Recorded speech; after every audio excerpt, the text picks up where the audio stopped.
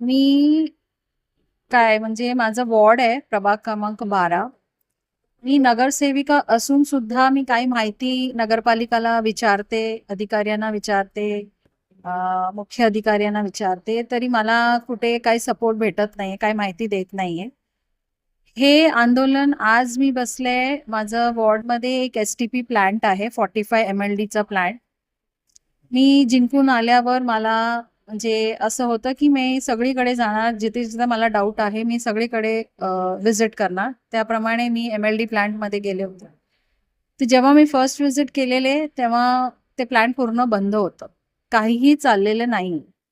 आणि जेव्हा मी म्हणजे चौकशी केली तेव्हा मला माहीत पडलं, ते स्वतः कॉन्ट्रॅक्टरशी माझं बोलणं झालं होतं. त्यांनी स्वतः मान्य केलं की आधी त्यांचं फर्स्ट टर्म म्हणजे टेंडर त्यांना दिलेलं होतं आणि आता हे सेकंड टर्म आहे.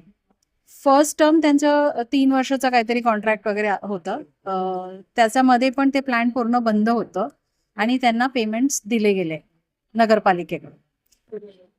प्लांट बंद असतानाही म्हणजे सगळ्यांना माहित आहे की हे प्लांट बंद आहे, तरी पण त्यांना ते दिलं. ठीक आहे, पण सेकंड टर्म पण त्यांना परत कॉन्ट्रॅक्ट दिले गेलेले आणि आता सेकंड टर्मला ॲटलिस्ट फर्स्ट टर्मला जे पैसे आले त्याच्यातून ते प्लांट सुरू केलेलं पाहिजे.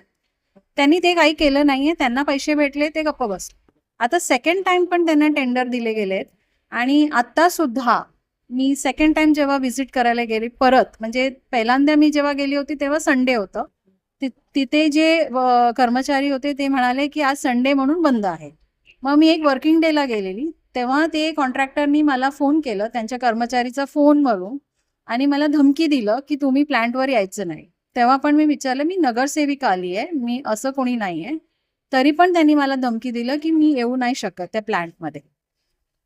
मग नंतर मी परत आली आणि थर्ड टाइम जेव्हा मला ते दाखवायचं होतं, तर मी नगराध्यक्ष मॅडमना पण सोबत घेऊन गेली. ते पण प्रत्यक्ष बघितले. ते कॉन्ट्रॅक्टरचा मुलगा होता आमच्या सोबत. तो दाखवत होता काय चाललंय आणि नाही. तो खूप मॅनिप्युलेट करत होता, हे चाललंय ते चाललंय. आणि जेव्हा आम्ही प्रश्न विचारत गेलो आणि त्याला क्लॅरिफिकेशन्स विचारलं गेलं, तो पळून गेला तिकडून न काही आम्हाला सांगता. आम्ही त्याला सांगितलं की थांब, आम्हाला उत्तर दे. तो पळून गेला, तो परतला नाही. मग आम्ही तिकडून आलो आणि आम्ही अधिकाऱ्यांना सांगितलं, मॅडमना पण सांगितलं, जोपर्यंत आम्हाला माहिती येत नाही किंवा ते प्लांट सुरू होत नाही तेव्हापर्यंत त्यांचं बिलिंग सुरू करायचं नाही. पण आता सुद्धा त्यांचं बिलिंग चालू आहे.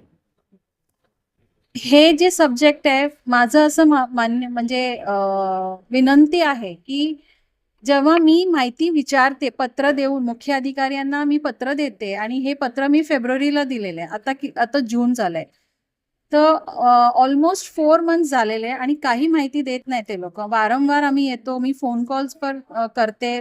जे रिलेटेड ऑफिसर आहे ते पण म्हणतात आज नाही उद्या, आज नाही उद्या, असं करून 4 महिने झालेत आता. ते काही झालेले नाही. प्लांट्स तसंच आहे, काही झालेलं. ते फक्त एरिएशन करतात. त्याच्याने काय होतं की इलेक्ट्रिसिटी मीटरमध्ये तुमचं मीटर रन होतं.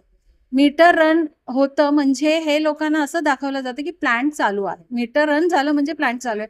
पण ऍक्च्युअल तिथे जे ड्रेनेज वॉटर आहे तिथे यायला पाहिजे, ते क्लीन व्हायला पाहिजे, ते सेग्रिगेशन व्हायला पाहिजे. ते सेग्रिगेशन झाल्यानंतर त्याचं स्लज बाहेर आल्या पाहिजे आणि त्याचं पुढचं प्रोसेस व्हायला पाहिजे. पण त्याचं जे क्लोरिनेशन पंप आहे ते बंद आहे. स्लेज पंप हाऊस त्याचं बंद आहे. तो फक्त जे एक टाकी आहे ते टाकीमध्ये जे पाणी जमा आहे त्याला फक्त एरिएशन देतो. एरिएशन म्हणजे ते बबल्स आणतात ते पाण्याला. त्याच्याने ते इलेक्ट्रिकचे मीटर आहे ते मीटर चालू होतं आणि त्याच्याने ते इलेक्ट्रिसिटी बिल होतं. असं करून फेक, म्हणजे हे सगळं फेक आहे, सगळं मॅनेज्ड आहे.